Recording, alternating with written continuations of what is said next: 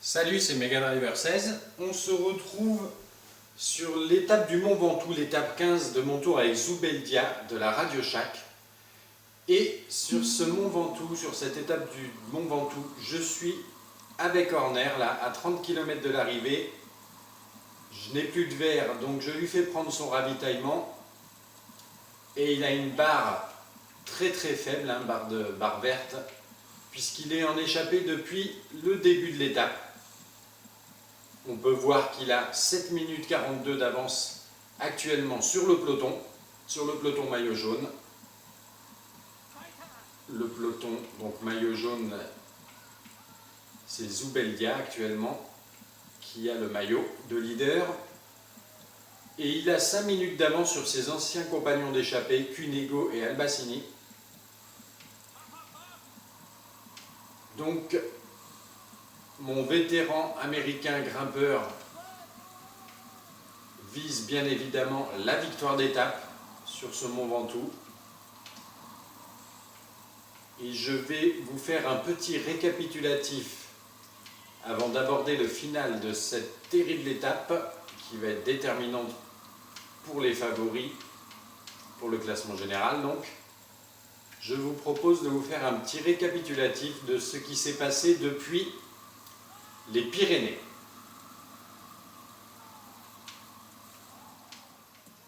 Ce petit récapitulatif entre les Pyrénées et le Mont Ventoux commence donc par l'étape 10 de Saint-Malo où Cancellara s'est imposé en échappée, en force, comme à son habitude, en bon rouleur.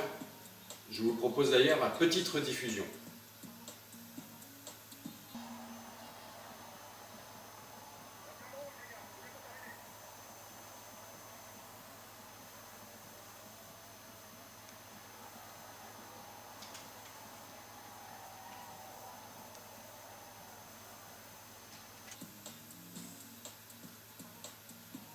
Ensuite, sur le chrono du Mont Saint-Michel, c'est Tony Martin qui s'impose 10 petites secondes devant Cancellara que je contrôlais, suivi par Froome. Et là, Zubeldia a perdu à peu près 2 minutes, voilà, puisque Froome était à 30 secondes de Tony Martin, Zubeldia qui termine 36e à 2,33. Donc 2 minutes de perdu sur Froome au classement général sur ce chrono. Ensuite, à l'étape 12, c'est Voigt qui s'impose en échappée avec Gilbert, loin devant le peloton. Il récupère par là même la deuxième place au classement général, Voigt. Surprenant de le voir à ce niveau-là. Mais il s'impose face à Gilbert et c'était pas gagné d'avance. Je vous propose également une petite rediffusion du dernier kilomètre.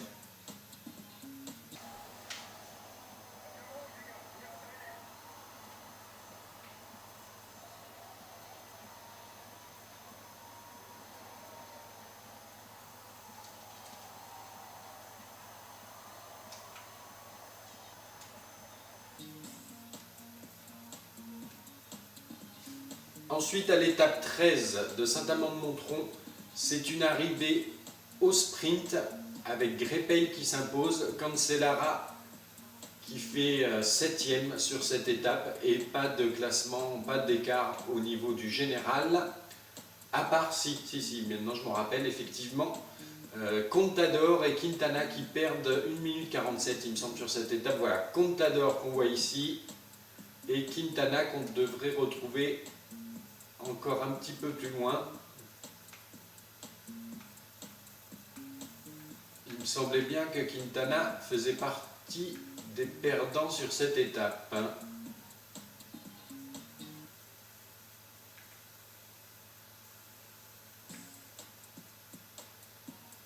Eh bien non, j'avais dû me tromper. En tout cas, Contador, comme on a vu, ça c'est sûr. Et ensuite, à l'étape de Lyon, c'est Galopin qui s'impose, porteur du maillot blanc. Il s'impose en puncher sur cette étape. Il fait honneur à son maillot blanc, sûrement le dernier jour où il le portait. Je vous propose aussi une petite rediffusion avant de rejoindre le direct au Mont Ventoux.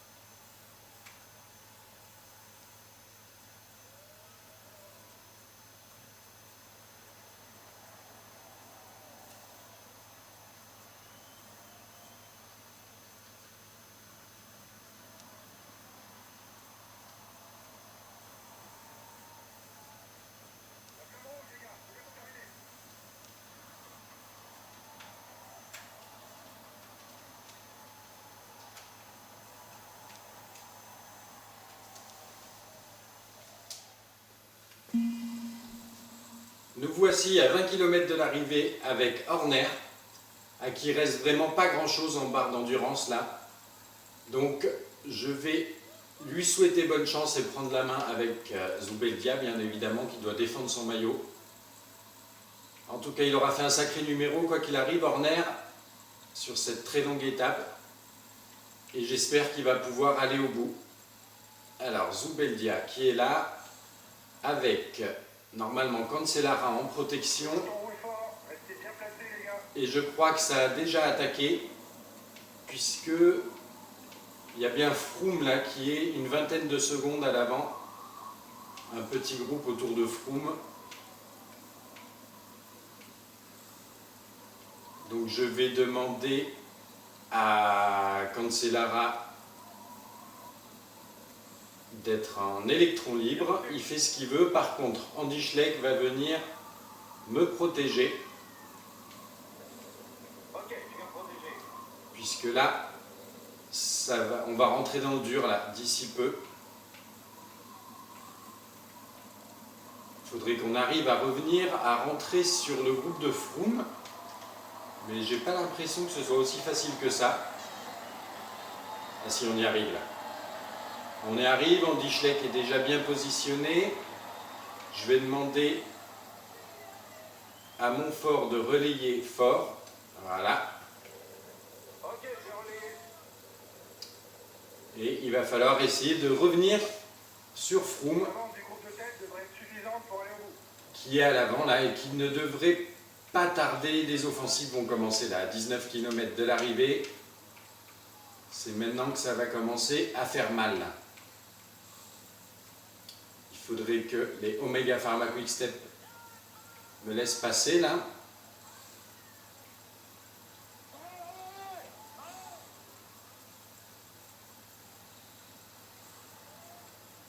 Pour le moment, c'est relativement calme, même si la Sky imprime un gros rythme. Alors, qui c'est de la Sky là? C'est Froome, directement, je pense. Et j'ai Montfort aussi à l'avant. Bon, d'un autre côté, j'ai pas vraiment envie de faire revenir le groupe sur Horner, donc je vais demander à Montfort de relayer normal. Simplement qu'il reste un petit peu à l'avant pour qu'éventuellement il me file un coup de main quand les hostilités auront commencé. Là, il faudrait que j'arrive à me replacer. Oula, ça a attaqué là, ça a attaqué. Attaque des favoris, Rodriguez, Froome, Contador, il me semble. Pour le moment, pas trop d'inquiétude.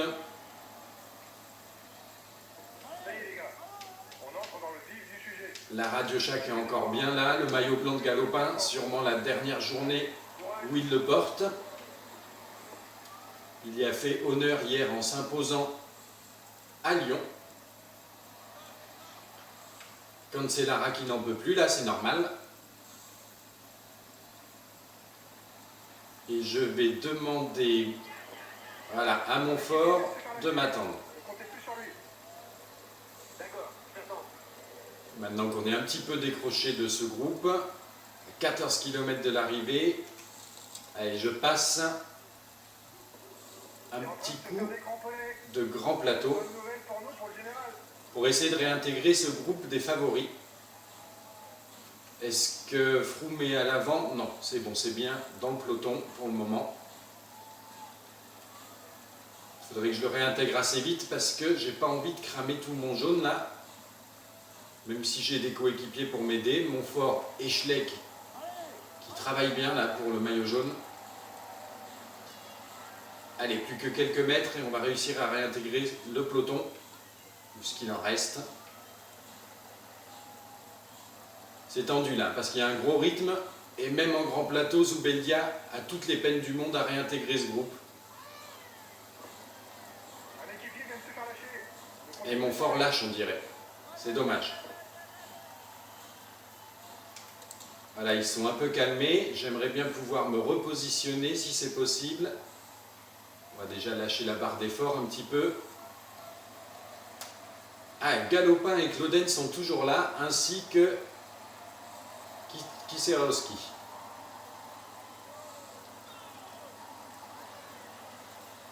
Alors on revient sur les compagnons d'échappée, les ex-compagnons d'échappée de Horner. Et l'écart qui réduit vraiment fortement avec Horner, c'est dommage. Ça va être délicat. Hein. Surtout que là, ils n'ont pas encore vraiment attaqué, ils sont à un rythme tranquille pour le moment, là, les favoris. Ça y est, Claudel n'en peut plus. Galopin aussi. Là, on est dans le dur, là. Hein. Tendam, là, qu'on passe, qui est en train tout doucement de décrocher de ce groupe. Le groupe, c'est vraiment l'essorage, là. Hein. Il réduit vraiment en unité à vue d'œil. Attention à la petite cassure, là, il ne faudrait pas tomber dedans. Oula, attaque d'un Movistar. Ça va être suivi, c'est sûr, par les autres favoris. Voilà, tout de suite, Froome, Rodriguez, Contador. Ils vont à 10 km de l'arrivée. Vraiment, c'est dur là. Tous les coureurs, au fur et à mesure, décrochent par le rythme, très gros rythme quand même, des favoris que sont Froome, Rodriguez et Contador, et les Movistar, bien sûr. Van Garderen qui récupère le maillot blanc, virtuellement pour le moment. Mais je pense que c'est Quintana qui va le récupérer, normalement.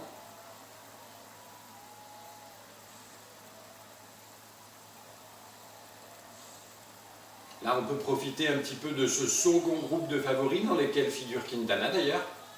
Surprenant qu'il ne soit pas un peu plus à l'avant, avec Valverde, avec Froome, etc.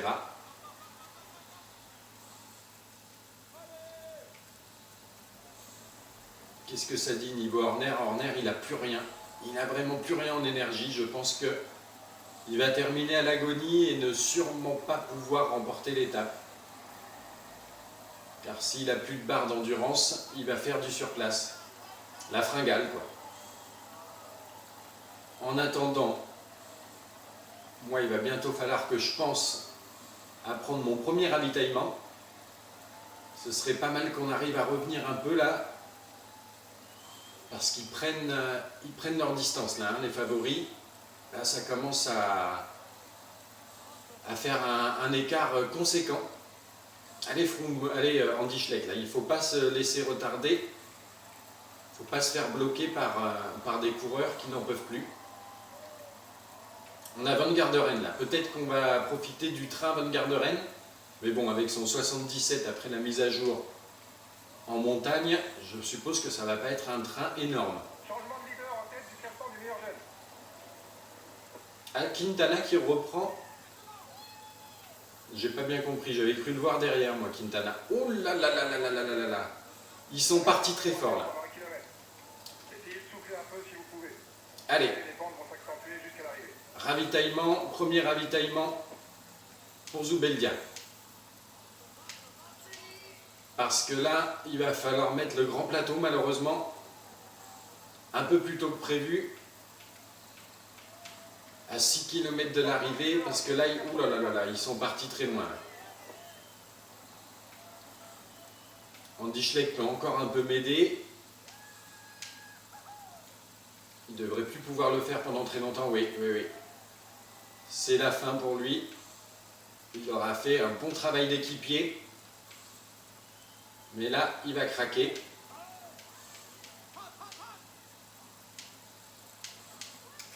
Allez, à 4 km de l'arrivée, Zubeldia qui met le grand plateau. Il me reste encore un ravitaillement à utiliser. Andy Schleck qui fournit ses derniers efforts et ça y est. Il lâche. Et au niveau des écarts, là, ils sont bien loin, là, les favoris. Ils sont plus qu'à 1 minute 18 de Horner. Ah, ça va être chaud hein, pour Horner, comme prévu. J'emmène Van den Broek, moi, dans ma roue. Ça m'embête un petit peu, mais bon. Le maillot jaune, là, Il doit se débrouiller seul, c'est normal. Il doit défendre son maillot. On ne perdra pas le maillot, hein, c'est sûr, mais ce qu'il y a, c'est qu'il ne faut pas trop perdre de temps non plus. Je repasse une dernière fois le petit plateau pour prendre mon dernier ravitaillement. À 2,8 km de l'arrivée. Et là, il fonde sur Horner. Hein. Littéralement, Horner qui va vraiment avoir du mal dans le final. Il doit déjà être à l'agonie, de toute façon. Allez, le ravitaillement a fait effet à 2,2 km de l'arrivée. Zubeldia qui réenclenche pour une dernière fois le grand braquet et qui a fourni son effort dans ce final pour limiter la casse. Ça va faire entre 1 et 2 minutes, hein, a priori, de perdu sur Froome en particulier. Qui c'est là? Là, il y en a un qu'on ne peut plus, là. On dirait que c'est Contador, dis donc. Contador à l'agonie dans ce final. Horner qui possède toujours 27 secondes d'avance. Ça m'étonnerait qu'il puisse s'imposer quand les autres vont déclencher leur sprint. Oula, moi j'ai plus de... J'avais pas vu, je regardais pas mon jaune là. Grosse erreur de ma part. Ah, ce final est vraiment dur hein, pour Zubeldia. Et Froome qui s'impose, oui, il a déposé finalement Horner qui fait second, Rodriguez troisième, Valverde quatrième. On va avoir en cinquième position Contador. Et elle n'en finit pas cette étape. Hein. Allez, on essaye de sprinter un peu. À 1,38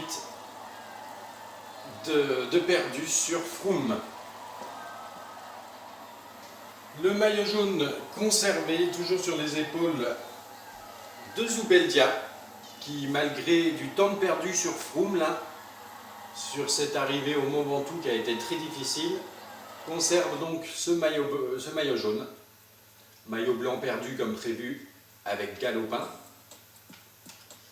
Si on regarde le résultat de cette étape, Horner qui passe tout près, hein, mais qui était quand même trop cramé à la fin pour résister à Froome impérial sur cette arrivée.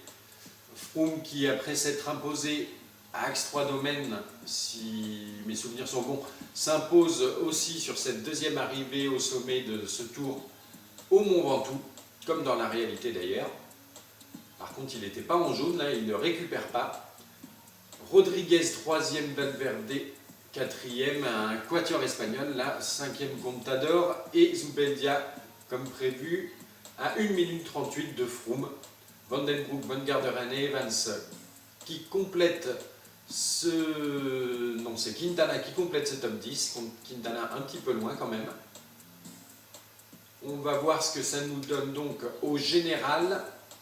Zubeldia qui conserve 5 minutes 51 d'avance sur Froome, Valverde à 7,27, Rodriguez à 9,02 et Contador qui complète donc le top 5 de ce général à 10 minutes 49.